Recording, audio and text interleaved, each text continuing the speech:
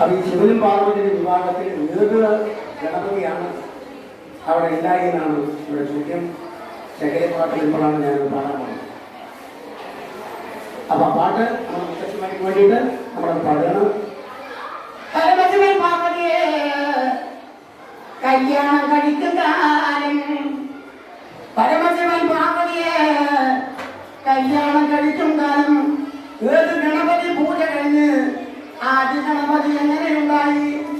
ആദ്യ ഗണപതി ഒന്നോ ഇതൊക്കെ വലിയ തന്നെ ആദ്യ ഗണപതി ഉണ്ടായി.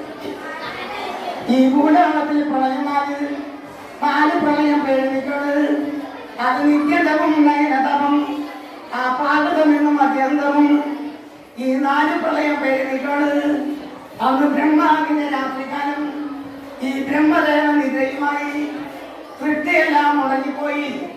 ഇനി പുസ്തകമായ കാര്യങ്ങൾ 1040 അനന്തരത്തോട് ഒരു ആണിന്റെ ഇലയാക്കി അതിന്റെ മേലെ ശിശുവായി അന്ന് വിഷ്ണുഭഗവാൻ കിടന്ന കാലം ഈ പ്രളയസാഗരം ഒതുക്കിയ നേരം ആ ഭൂമി തന്നിൽ കാലുകുത്തി ആ മുൻവശം കൊണ്ടൊരു പെണ്ണുമായി പിൻവശം കൊണ്ടൊരു പുരുഷനായി ആ 2 രൂപങ്ങൾ ഒരുപോലെ ആ രൂപമില്ല വസ്തുക്കള് അവര് നിന്ന് ഉത്ഭവിച്ചു.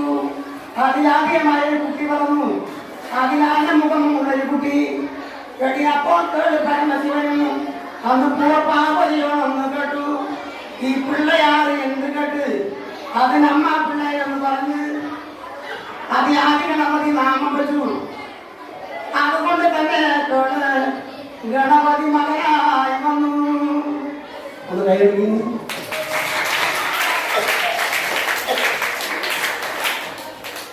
പരമശിവനും പാർവതിയും അർദ്ധനാരീ